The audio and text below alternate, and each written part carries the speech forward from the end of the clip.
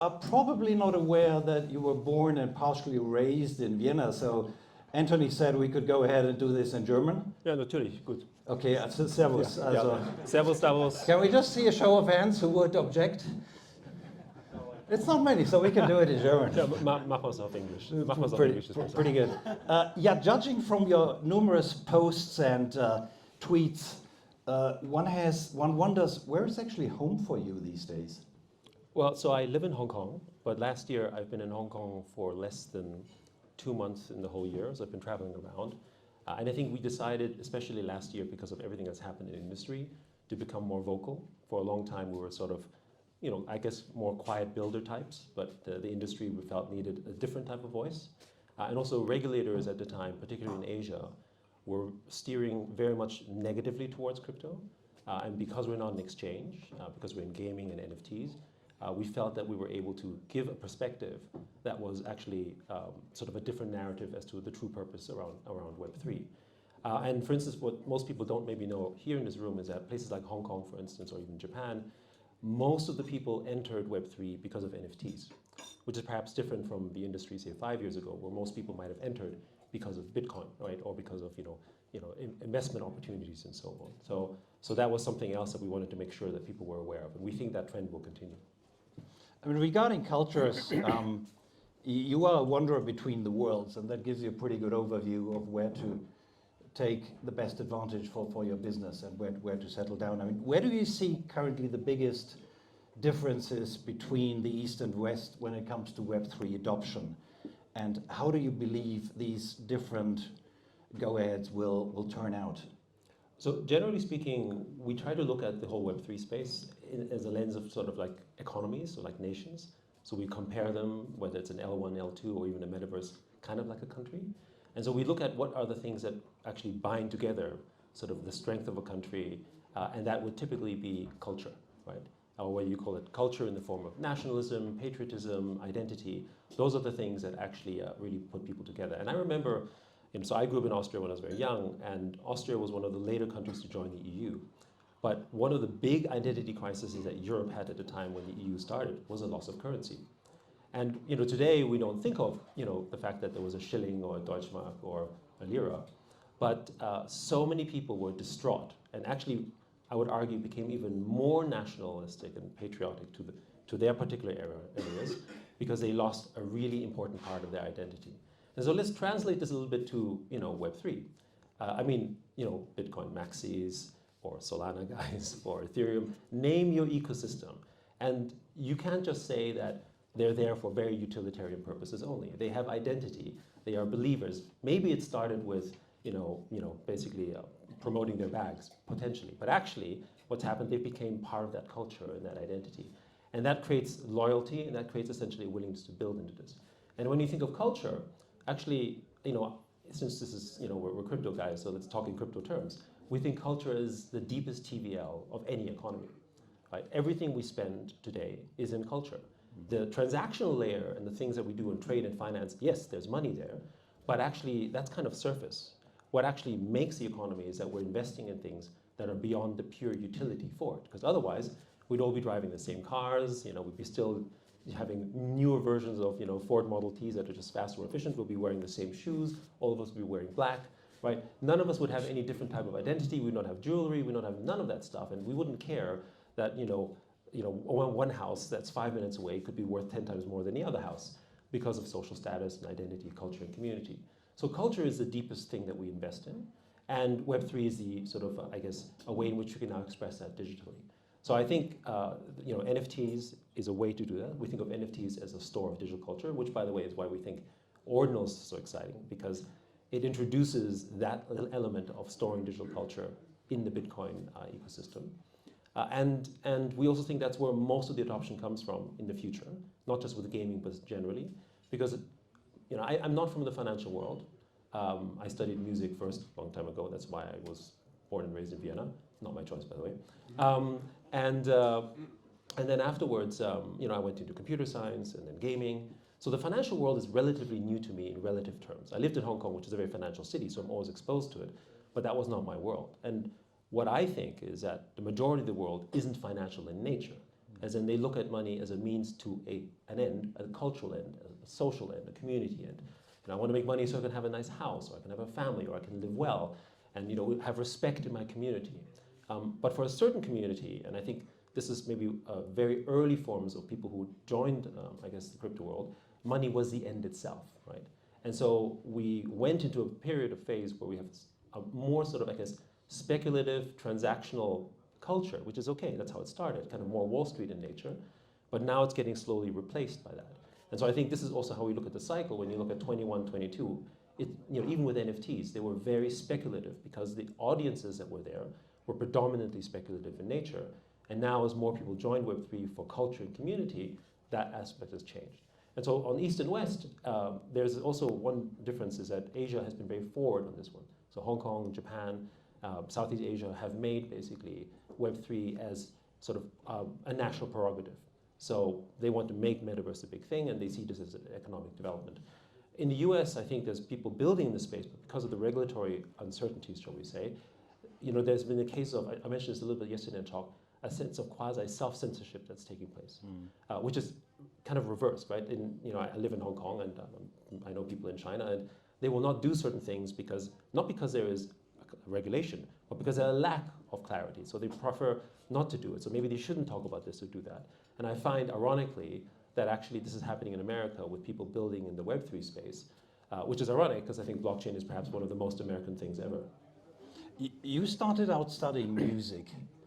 What made you change? I mean, let's talk about Animoca brands and your journey towards it. What was the pivotal moment that caused you to move towards the blockchain ecosystem, the blockchain culture? Was there one particular event that triggered it all? Well, I mean, first, I realized I was a pretty bad musician. So my parents are musicians. My mom has perfect pitch. So I grew up in a family of musical geniuses, and I was an only child. And maybe if I had siblings, that might be a person that would have been really good, and my parents' attention would have been on that kid. But unfortunately, I grew up in an Asian family. So, tiger parenting, it's all true. So I went to the music conservatory. So some people say, wow, that's like really great, but I just had to work 10 times harder than everyone else. So I would practice 8 hours a day and so on. And then I would go there and then I see my fellow students, and it was a really humbling exercise. So I definitely knew what I didn't want to do. So I think the one thing that I learned from music was just discipline, like just raw, hard discipline. But because of music, and I grew up in Austria, and so I'm a child of the 70s, I think there were a few things that I think led to that experience, to maybe the thinking about Animoca Brands' philosophy, which is, first of all, for those of you who remember, this was pre-Vende. So basically this was when there was still an Iron Curtain. My mom as an artist, two things I experienced.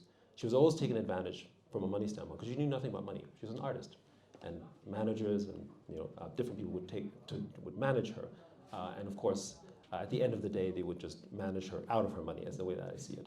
But the other one is she also used to spend a lot of time in East Germany. She used to work at the Komische Oper, which was on the eastern side of Berlin. And so I would travel across and I would see that world. And that has I wouldn't know what that was back then, but as a child had a really incredible impression on me, as in like, I don't want that, right? And I think most people don't even remember that time because maybe they weren't born. They've forgotten that actually what can happen when you go that far into sort of true, I guess, ideas of communism. And then, going from a social democratic environment to America, I worked for Atari, and I uploaded basically MIDI software into a pre-internet service called CompuServe. And this introduced me to the world of online, sort of the pre-metaversal experience, where I got to recognize that it didn't matter how old I was a kid. It didn't matter that I was an Asian in Austria, which in the 70s and 80s was an anomaly, right? And I got a job at what was one of the fastest tech companies at the time that basically emerged me over there. Went to America, experienced hyper-capitalism, then went to Hong Kong, which was capitalism on steroids, Milton Friedman's absolutely wet dream. And I ended up sort of experiencing the problems that were there, because then in Hong Kong itself, we would still have 70, 80-year-old senior citizens cart rubbish up the even despite its wealth, because they had that extreme form of capitalism and no social services despite its wealth. So seeing all of that has essentially led to, I guess, the thinking as to how we're thinking about Web3 and Animoca. The moment started with NFTs with CryptoKitties, but the philosophy of sort of what we think about Web3 as a shared network really was the evolution of, I would say, decades of just experiencing life in sort of serendipitous and momentary sort of times wherever I was. Is there any particular point of influence or a mentor or something that has influenced you throughout your professional journey?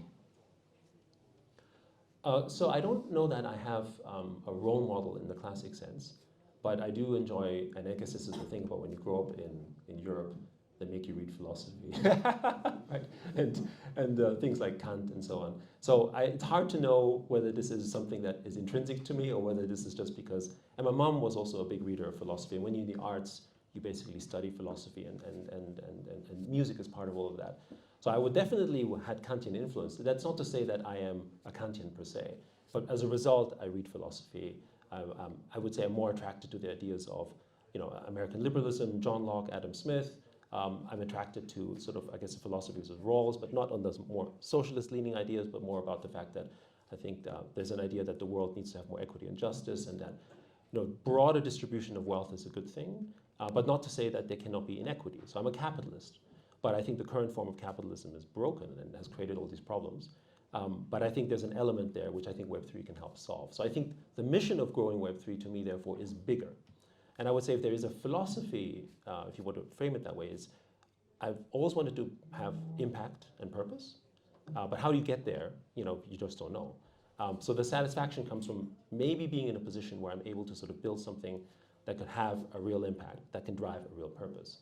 And I generally believe that people have an intrinsic notion of that purpose is good, but maybe that's partially because of the way I was raised, right? So I'm not going to make a judgment as to whether humans are born thinking good, or the fact that Austria was also a very Roman Catholic country, so I was forced to go to church. I'm not religious, but that's what we used to do. It was just a thing to do, and so all of these learnings do come into you, and so from that framework, I think people are generally tuned for positive outcomes. We just have to help them get there.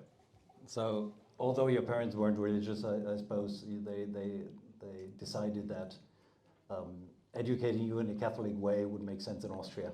Well, so my better parents integrate, to better blend in. I mean, my parents were from the generation of, for those who remember a little bit of Chinese history, that was the time of the Cultural Revolution. And so my parents never thought I would go back to Asia, or for that matter, Hong Kong or China, right? It's like telling someone to, go into a war zone at the time. And integration was really important. So my Chinese is terrible because they speak Chinese to each other, but they spoke German to me, just to make sure that I was fully integrated. And I think there's some stories of other ABCs, not Austrian-born, but American-born Chinese, who have a similar story where their parents really sort of, when they immigrated, wanted to integrate them into culture and society so deeply, to the point where they might even lose their identity. Which is interesting because when I went to America, that's the first time I saw so many Chinese people in Chinatown. I was like, what is this, right? So in some ways, you could see how people react so firmly around, if you're trying to eradicate a culture, actually there's a counter reaction, which is like, let's do everything we can to sort of preserve it. And so in many ways, Chinatown is actually, China 30 years ago, right? In terms of, it's like a capsule in time.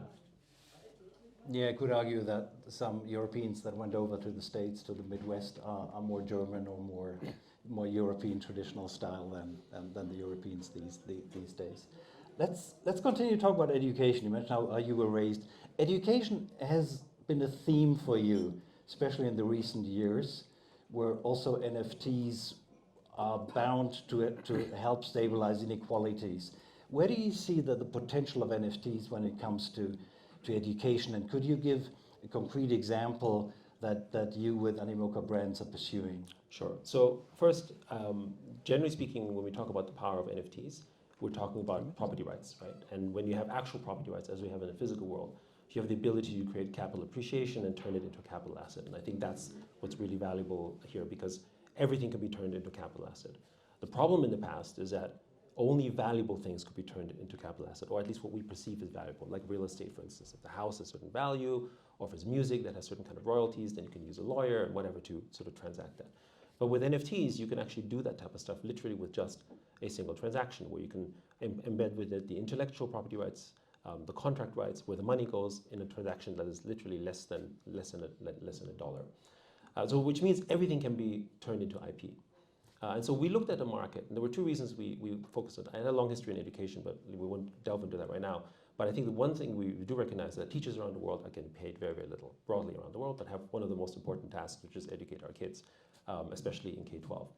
And what we saw was that if they were making content that they could sell online, but they would make like $50 or $100 maybe a year on this content, that's like side hustle, right? Which is not much money, but they'll still do it. But if you give it property rights, that intellectual property, which already creates money, then you can make it a yield asset. So that means something that makes maybe $100 a year, you can now actually maybe sell it for $500 or $1,000 to someone else because they're willing to buy it for a 10 or 20% yield. And so really what you're doing is what you do with music royalties or other type of intellectual property, but you're expanding it down to all sorts of assets. Now, take a place like Venezuela. A teacher makes $10 to $15 a month.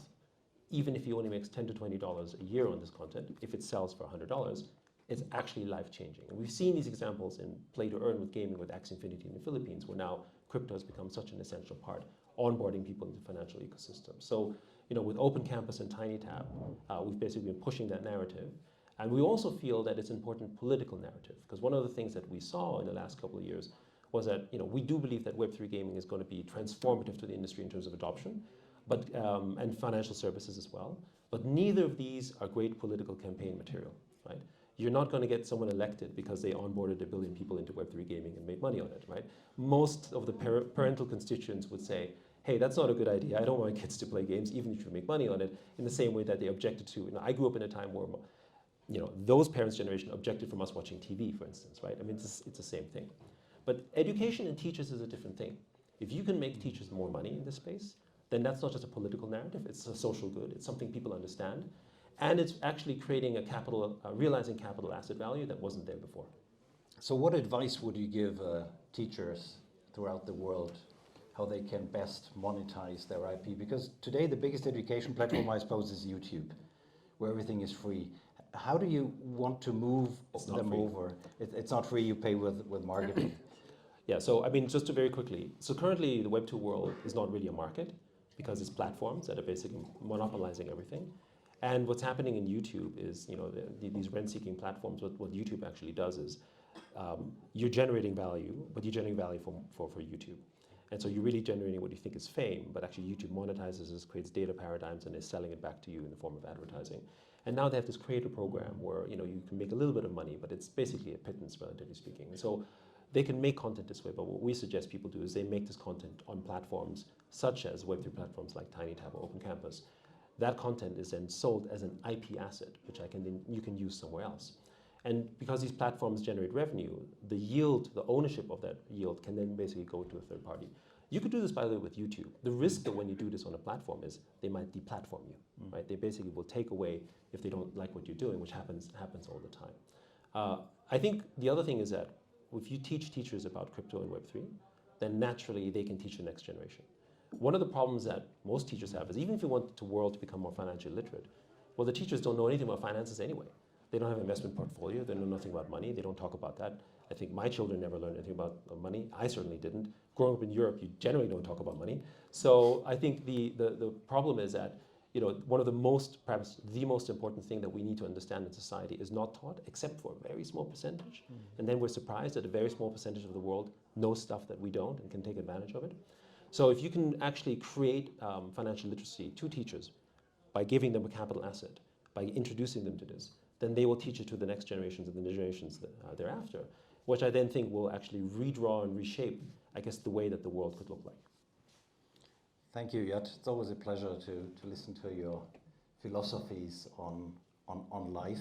Beyond business success, what is the kind of legacy that you want to leave with everything that you're doing? I never thought of it in terms of legacies. I thought of it more in terms of impact, as I said earlier. And so I think one of the things that I've come to realize is that if you can build a movement, right, then actually that's bigger than you and your name and whatever that is, then I think you have something lasting. So it's not about really, I think, how people would remember me, but rather how people would remember digital property rights or financial literacy. That to me is the more important notion. And by the time it's owned by everyone and nobody even knows, right, then I actually think that's the legacy that we should be proud of. Ladies and gentlemen, Yat Siu. Thank you. Thank you so much.